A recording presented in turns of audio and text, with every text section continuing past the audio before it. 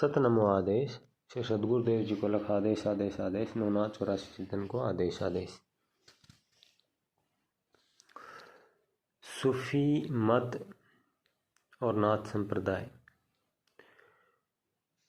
देखो, भारत के अंदर पंजाब में भी और हरियाणा में, कुछ दिल्ली में भी, राजस्थान में तो इतना नहीं है, उसमें भी है लेकिन कम है। राजस्थान में भी है, जैसे अजमेर में है, सीकर में है, और भी बहुत सारी जगह है, जयपुर में है। तो सूफी मत जो है और उसका नाथ संप्रदाय से बहुत गहरा रिश्ता रहा है। सूफी मत जो है नाथ संप्रदाय का ही एक पंथ है। कुछ लोग जो मुसलमान धर्म को मानने वाले थे और उनका नाथ संप्रदाय में परिवर्तित हो जाना और उससे एक रूप का उत्पन्न होना, और वो था सूफी मत। नाथ संप्रदाय के अंदर जो इस्लामिक लोग, जो मुसलमान धर्म को मानने वाले लोग, जो नाथ संप्रदाय की कलाओं पर और नाथ योगियों के चमत्कारों को देखकर और उनके सानिध्य में रह करके और उनकी सेवा, उनकी बंदगी करके उन्होंने जो ज्ञान पाया और वो जो सिद्धि साधना और जप तप में जो लीन हो गए और उन्होंने सिद्ध मत को जो पाया, उससे एक परंपरा शुरू हुई और वो परंपरा थी सूफी परंपरा। सूफी मत जो है वो नाथ संप्रदाय का एक हिस्सा है। बाबा गोरक्षनाथ जी के दीक्षित एक शिष्य थे जिनका नाम अल्लमनाथ था, और उनके शिष्य धीरनाथ हुए हैं। अल्लमनाथ जो है वो उनकी गिनती सिद्धों में होती है और धीरनाथ की भी। उसके बाद में बाबा रतननाथ जी जो थे, उनके बहुत सारे साबर मंत्र जो हैं वो लगभग ही ऐसे हैं जिनके अंदर उर्दू, फारसी, अल्लाह और मोहम्मद नाम आपको उनके मंत्रों में मिल जाएंगे। और वो सबसे ज़्यादा उनके मंत्र जो हैं वो सूफी मत से हैं। तो इससे पता लगता है कि नाथ संप्रदाय का और इनका आपस में बहुत काफ़ी मेल जोल रहा है। इस्लाम धर्म जो है वो कभी भी बाल बढ़ाना, जटा बढ़ाना, सुल्फा पीना, शराब पीना, एकांत में रहना और मूछें बढ़ाना और शरीर का नंगा रहना, भस्म लगाना और धूना चेतन करना और आग जलाना, त्रिशूल रखना, चिमटा रखना, इन चीज़ों को कहीं भी इस्लाम नहीं मानता है।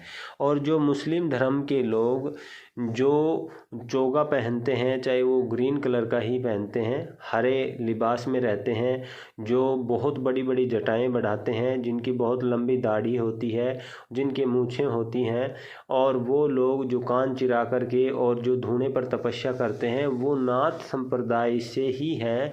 बस वो इस्लामिक लोग जिनके ऊपर नाथ संप्रदाय और सिद्ध परंपरा का प्रभाव हुआ, और उन लोगों ने इस्लामिक मजहब से होते हुए भी वो नाथ संप्रदाय और सिद्ध परंपरा को उन्होंने अपना लिया। तो उन लोगों से जो परंपरा चली वो सूफी मत परंपरा है, और वो उसके जो योगी या तपस्वी या सिद्ध जो हैं वो आपको मिल जाएंगे जहाँ मज़ारें होती हैं।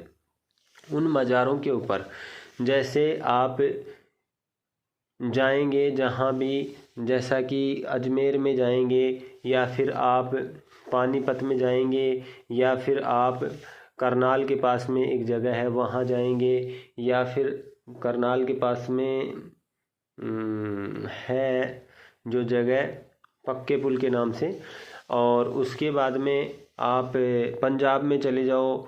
बहुत सारी ऐसी जगह हैं जहाँ कब्रें हैं, मुसलमानों की कब्रें हैं, मज़ार हैं, और उस पर बहुत लोग माथा टेकते हैं, आते हैं। तो उस जगह पर जो धूना होता है उसमें त्रिशूल है बाकायदा, उसमें चिमटा होता है, और वहाँ कोई ना कोई सिद्ध पुरुष जो सिद्ध संप्रदाय से जुड़ा हुआ व्यक्ति वहाँ रहता है और वो साधना भजन मनन करता है।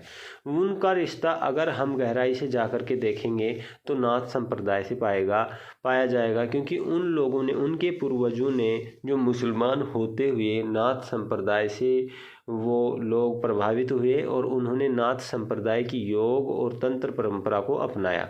तंत्र का कहीं भी कोई भी हिस्सा नहीं है इस्लाम के अंदर। आप कुरान में जाओ, पूरी कुरान को पढ़ो, हदीस को पढ़ो, उसमें तंत्र का कोई लेना देना नहीं है।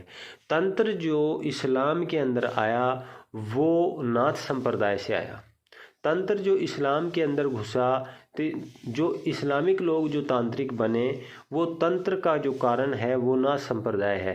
तंत्र विभिन्न प्रकार की नई नई युक्तियों के द्वारा समस्याओं का समाधान ढूंढ लेना एक तंत्र है।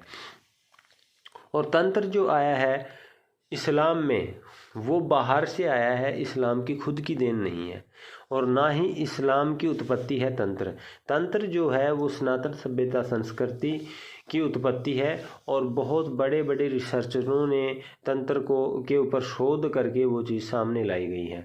तो उसी को इस्लामिक लोगों ने अपनाया है और उसका जो बदला हुआ स्वरूप उसमें आया है वो नाथ संप्रदाय और सिद्ध परंपरा के द्वारा उसमें गया है। माना जाता है कि सीकर के पास में एक पहाड़ी है जो कि उसमें पाकिस्तान के एक बहुत बड़े बादशाह जो थे वो विरक्त हो जाते हैं अपने राजकाज से, अपनी बादशाहत से, और वैराग धारण कर लेते हैं और वहाँ नाथों के शिष्य बन कर के वो पूरी ज़िंदगी तपस्या करते हैं और उनकी वहाँ एक हर्षनाथ जो पहाड़ी है उसके ऊपर उनकी समाधि भी है। तो ऐसे बहुत सारे इस्लामिक जो लोग हैं वो नाथ संप्रदाय से संबंध रखते हैं। बुल्ले शाह और शाह इनायत कादरी की जो परंपरा है वो परंपरा भी नाथ संप्रदाय से संबंध रखती है।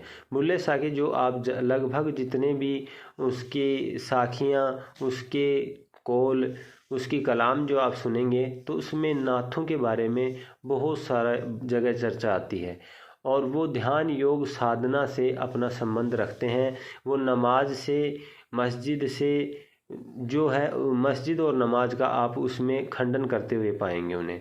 तो इससे पता लगता है कि नाथ संप्रदाय का ही एक प्रारूप सूफी मत में है, सूफी परंपरा है, जो कि जो इस्लामिक लोग हैं वो उसका खंडन करते हैं। इस्लामिक लोग जो हैं उनको अपना हिस्सा नहीं मानते हैं, सूफी मत के लोगों को। तो सूफी मत और सूफी परंपरा जो है वो नाथ संप्रदाय का ही एक हिस्सा है और नाथ संप्रदाय से जुड़े हुए उसमें सूफी मत के बहुत सारे सिद्ध हुए हैं जिन्होंने सूफी मत में रह कर के बहुत अच्छी ऊंचाई प्राप्त की है। जैसे नाथ संप्रदाय से जुड़े हुए बाबा गोगा जी जाहरवीर जो हैं वो उन्होंने कलमा पढ़ा है। उन्हें आज भी उनके यहाँ पुजारी जो होता है वो मुसलमान होता है। इसके बाद में रामदेव जी जो रामदेवरा है वहाँ भी एक पुजारी मुस्लिम होता है। तो ये जो प्रथाएं जो चली हुई हैं ये इनका संबंध जो है वो उससे रहा है, इस्लाम से रहा है, सूफी मत से रहा है। तो सूफी मत और सूफियाना जो सिस्टम है वो सारा का सारा नाथ संप्रदाय से संबंध रखता है। और विशेषकर अगर आप नाथ से इनमें इस्लामिक सिस्टम में अगर आप जाकर के देखें, अगर उसमें आप जाकर के पाएंगे तो उनके जो उच्च कोटि के जो मौलाना मौलवी जिनको वो मानते हैं वो लोग भी योग से अपने आप का संबंध मानते हैं और वो रात को 1 बजे से 4 बजे उठ कर के और बैठ कर के नमाज ना पढ़कर लंबे लंबे समय तक मालाएं फेरते हैं, जिसे कहते हैं तस्वी। उसको फारसी में तस्वी कहा जाता है। वो तस्वीयाँ फेरते हैं और वो उस मंत्र जाप को कहते हैं जिक्रुल्लाह, अल्लाह का जिक्र करना। और उन्होंने अल्लाह जो कहा है उस परम पुरुष को कहा है जो इस ब्रह्मांड का, सारी सृष्टि का रचने वाला है और इसको ख़त्म कर देगा, एक दिन वो ले जाने वाला है। आखिर का मालिक भी वही है और शुरू का मालिक भी वही है। तो उन्होंने किया है, उसका तरीका, वो भाषा का फ़र्क है और क्षेत्र का फ़र्क है और उनके रहन सहन और खान पीन का फ़र्क है। बाकी वो लोग जो कर रहे हैं, जो नाथ सूफी मत के जो लोग हैं वो नाथ संप्रदाय की प्रेरणा के मुताबिक ही अपनी साधनाएं करते हैं, लेकिन उनकी भाषा और वर्ड जो हैं वो सारे के सारे अरबी और फ़ारसी और उर्दू से मिले हुए होते हैं। तो सूफी मत जो है वो उसका नाथ संप्रदाय से गहरा रिश्ता है और उनके पूर्वज जो हैं उन्होंने नाथ संप्रदाय से प्रभावित हो करके और नाथ संप्रदाय की जो कलाएं हैं, नाथ संप्रदाय की जो युक्तियां हैं, तरीके हैं, उनको अपना करके उन्होंने उच्च कोटि की साधना करके और अपने आप को साधक बनाया है और साधनाएं करके उच्च कोटि का और उच्च स्तर को पाया है उन्होंने। और इस्लामिक बहुत सारे मंत्र भी हैं जो बहुत सारे लोग जानते भी हैं, जिनको लोग कलाम के नाम से जानते हैं। और कलाम का अर्थ जो है, कलाम जो शब्द है वो फारसी का है और कलाम का शाब्दिक अर्थ निकलता है शब्द। मंत्र को कलाम कहा जाता है वहाँ, या फिर शब्द को कलाम कहा जाता है, ये दोनों अर्थ उसी के हैं। तो उनके जो मंत्र हैं उन्हें कलाम कहते हैं, और जो उनकी कलामें हैं वो बहुत ज़्यादा हिंदू और नाथ संप्रदाय से जुड़ी हुई मिलती हैं जब उनकी कलामें पढ़ी जाती हैं। आदेश।